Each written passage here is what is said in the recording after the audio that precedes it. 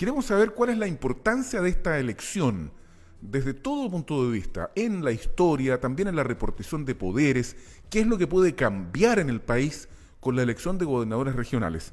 Y estamos en comunicación con María José Benavente, magíster en política y gobierno, investigadora asociada del programa Convergencias Regionalistas de Estudios Aplicados del Sur, CREASUR. María José, muy buenos días, gracias por estar otra vez aquí en Buena Costumbre. ¿Cómo te va? Tienes que ponerle el on al, ¿cómo se llama? Al Zoom. Apriétale ahí el microfonillo. Para que podamos escucharte, porque no te podíamos escuchar. Ahora sí, ¿estamos con perfeccionado el asunto? ¿O no todavía? Bueno, queremos preguntarle entonces a María José Benavente, ¿qué opina ella? ¿Cuál es su opinión de la relevancia que tiene esta elección? Que para nosotros es muy relevante, ya explicábamos el porqué, pero nos interesa saber la visión de una especialista en la materia. Ahora sí estamos contigo, María José Benavente. No hay... ¿Qué pasó? ¿Ah? Ahí está. ¿Te escuchamos, María José? No sé qué pasa con la conexión con María José Benavente, a ver si lo podríamos hacer por teléfono para resolver el asunto y podamos comunicarnos con ella sin dificultades. Bueno, esta elección es relevante y tiene una serie de particularidades que ya habíamos reseñado en nuestro espacio anterior, porque claro, más del 60%, casi el 70% de quienes han pasado segunda vuelta son personas que han ocupado cargos públicos. Por lo tanto, no hay tanta renovación en la política como uno podría concluir respecto de todo lo que se ha dicho luego de las elecciones del mes de mayo. También hemos visto que más del 80% de quienes han pasado segunda vuelta son hombres. Por lo tanto, esto de la paridad de género, donde no es obligatorio, donde la ley no lo establece y lo exige, no ha ocurrido. A pesar que en muchas partes en la Convención Constitucional, en aquella elección, las mujeres obtuvieron por su propia votación el derecho incluso a que operara la regla de la paridad de género y obligase a que hombres ocuparan un cargo que había sido obtenido por mujeres. Son varias particularidades las que se vinculan con esta elección que tendremos este próximo domingo y respecto de la cual resulta tan importante que cada uno de nosotros vaya y concurra a votar. A las 7 de la mañana con 46 minutos vamos a conversar con María José Benavente, que está ahora sí por teléfono. María José, te escuchamos. ¿Ahora sí o no? Ahora sí, Ah, exactamente. ya, Sí. súper. Muy buenos días entonces. Hola, buenos días, buenos días. María José, cuéntanos desde tu perspectiva, ¿cuál es la relevancia de esta elección del domingo de gobernador regional? Bueno, es muy relevante porque es un paso importante, ¿verdad?, en materia de descentralización en nuestro país, independiente de que, ¿verdad?, las atribuciones al nuevo gobernador regional o nueva gobernadora regional sean para algunos, ¿verdad?, paupérrimas y poco claras todavía. Ujú. Eh, ¿Y tú cuál es tu perspectiva respecto de eso? ¿Lo son todavía paupérrimas, poco claras? ¿Qué juicio tienes respecto de eso?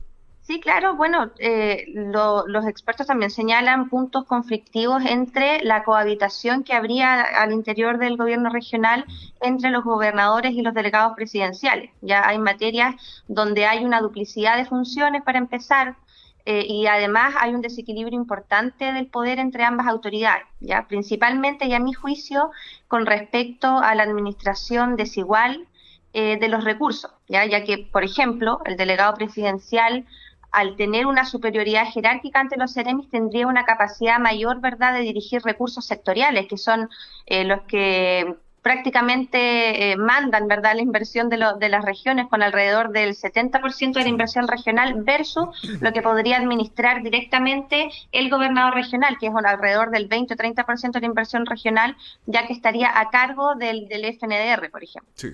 ¿Ya? Entonces sí habría un desequilibrio importante en esa materia, una duplicidad de funciones también, por ejemplo, al coordinar y fiscalizar los servicios públicos del territorio. Ambas autoridades tienen funciones en esa materia.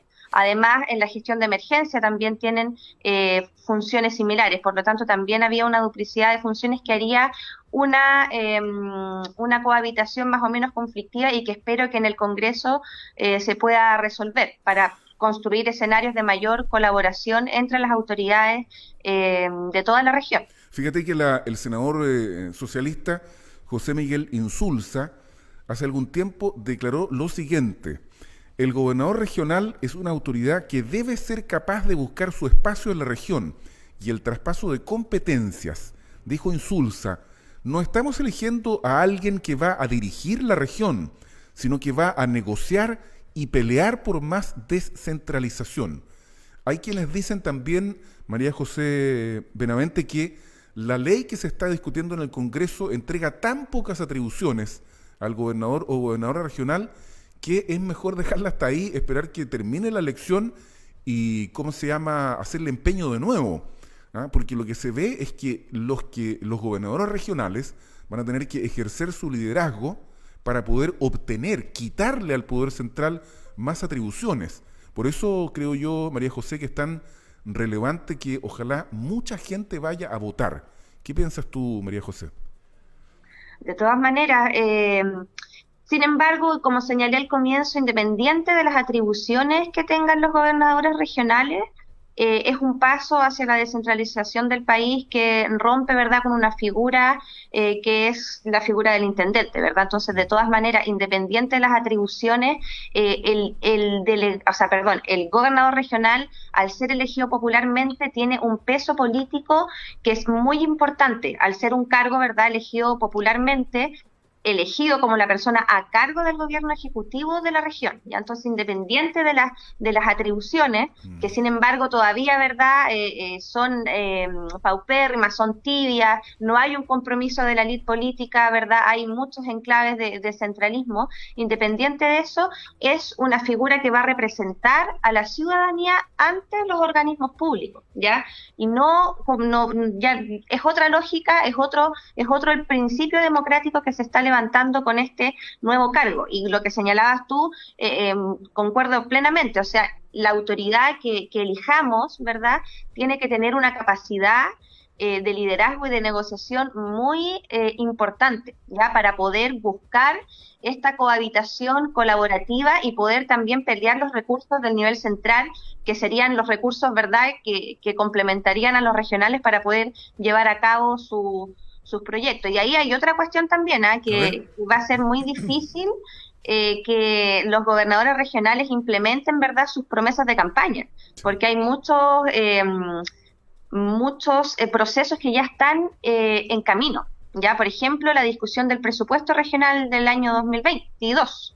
Sí. Ya, entonces, esa conversación se inicia en junio con la DIPRES, por ejemplo, la Subdere, entonces va a estar ya encaminado esa conversación del presupuesto regional. Entonces, lo más probable es que el gobernador regional llegue, ¿verdad?, ya con proyectos amarrados, ¿verdad?, con conversaciones ya encaminadas. Entonces, va a ser también importante que el gobernador regional tenga esa capacidad de liderazgo que pueda, ¿verdad?, llegar a negociaciones efectivas, construir alianzas y consenso.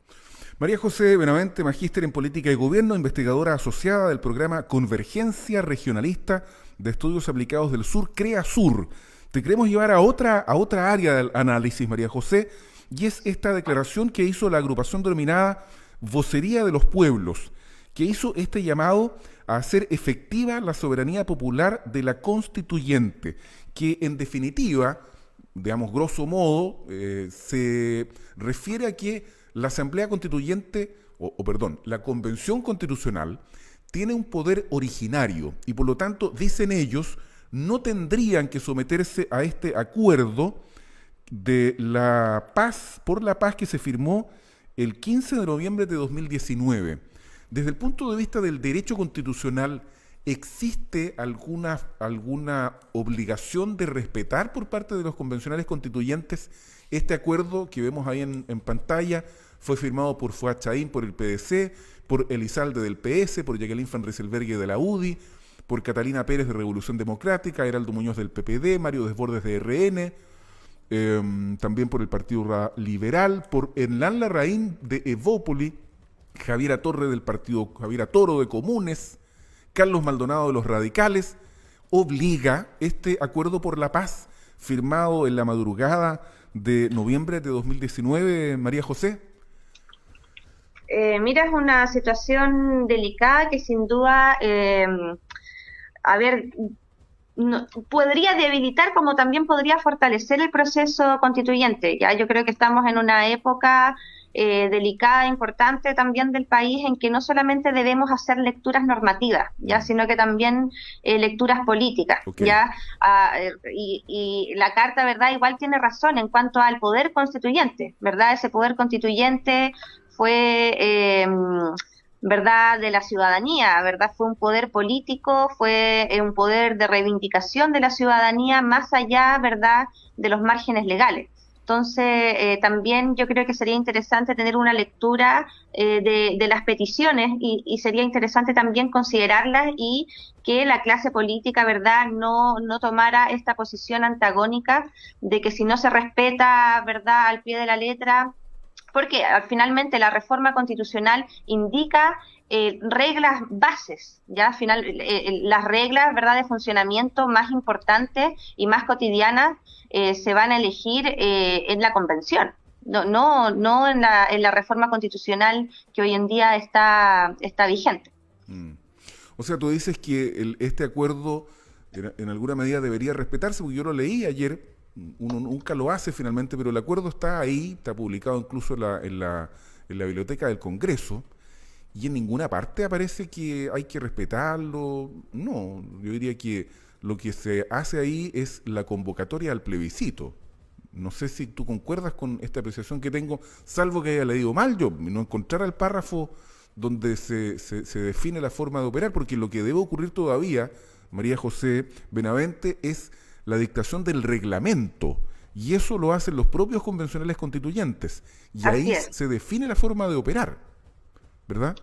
Así es, justamente, por eso hay sí, o sea, en la Constitución actual hay una reforma constitucional, ¿verdad?, que habilita el proceso constituyente, sí, y establece las reglas básicas. ¿Cuáles son estas? ¿Cuáles son las reglas básicas? La verdad es que como no soy abogada no me las sé al pie de la letra, pero por ejemplo es la hoja en blanco, ya, el respeto de los acuerdos de los tratados internacionales ya vigentes en el país. Correcto. Ya te podría dar esos dos ejemplos, pero no me sé el artículo de verdad de memoria.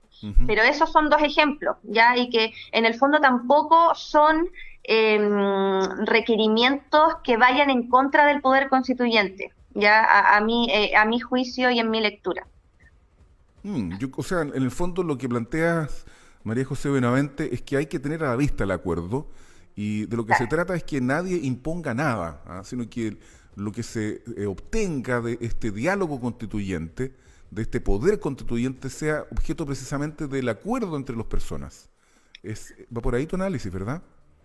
Así es, sí, y el poder constituyente también, claro, es normativo porque se habilitó institucionalmente, ¿ya? Y todas las reformas que se hicieron permitieron, por ejemplo, llegar a un plebiscito paritario, a un plebiscito con, ¿verdad?, cuotas para pueblos originarios. Entonces, también tiene parte de normativo, ¿ya? Pero también el poder constituyente, como bien señala esta carta, es autónomo y es popular. Ya, entonces hay que hacer las dos lecturas, yo creo, también, pero tampoco hay que tomar una visión antagónica de decir, ay, no, esto es el caos o la anarquía, ¿verdad? Porque también el poder constituyente es político y hay que escuchar, ¿verdad?, las voces de las personas que han sido rezagadas de la política durante años. Entonces, yo creo que es interesante escucharlo y poder ver cómo se va dando, ¿verdad?, en estos días y en la propia convención. Oye, esta agrupación que se denominó Vocería de los Pueblos, ¿uno las podría calificar de los rebeldes de la Convención Constitucional? ¿Están ejerciendo de alguna forma su rebeldía? ¿Cómo es que eso tampoco es lo que la verdad es que no se entiende, no se sabe si están colocando condiciones iniciales en base a su participación o en base a su apertura a poder llegar a acuerdo con los otros constituyentes. Entonces yo creo que esto se debiese ir clarificando en los próximos días para para poder acoger, ¿verdad? Y llegar a consenso con sus peticiones, que sería interesante. Bueno, pues María José Benavente, magíster en política y gobierno, investigadora asociada del programa Convergencia Regionalista de Estudios Aplicados del Sur, CREASUR. Gracias por este diálogo de día viernes y a votar este fin de semana. A votar este fin de A semana votar, sí. es importante, ¿cierto? La contundencia de la participación ciudadana. ¿Qué crees tú que podría ocurrir, María José, para terminar así en 30 segundos si la participación fuese menor o muy menor? Yo creo que va a ser menor, pero muy menor a la que hubo en la cuádruple elección que tuvimos hace algunas semanas. Se vería muy debilitado el poder del gobernador regional, creo yo, ¿no? ¿Qué ves tú? Sí, bueno, pero de todas maneras es una segunda vuelta totalmente legítima. Bueno, y hacer predicciones es entretenido, pero ya sabemos que en elecciones, ¿verdad? Hasta el último día no nada se sabe. Sí. Y el panorama sería, ¿verdad? Quizás favorable para Rodrigo Díaz, quien ya obtuvo la primera mayoría. Se espera traspaso de votos de las otras fuerzas políticas que fueron a primera vuelta. Y también estas últimas 2 semanas recibió apoyos de actores políticos relevantes. Yasna Proboste, Paula Narváez, candidata presidencial, y también Daniel Jadwe, que se sumó también al apoyo al candidato este martes. Veremos qué pasa. ¿Ah? Al final Veremos del qué pasa. día, cuando se cuente el último voto, si no mira al Perú, Así es. ahí habrá que ver quién es el ganador o ganadora. Muchas gracias, María José. Nos estamos viendo, Bueno, que pues. estén muy bien. Saludos. Igualmente.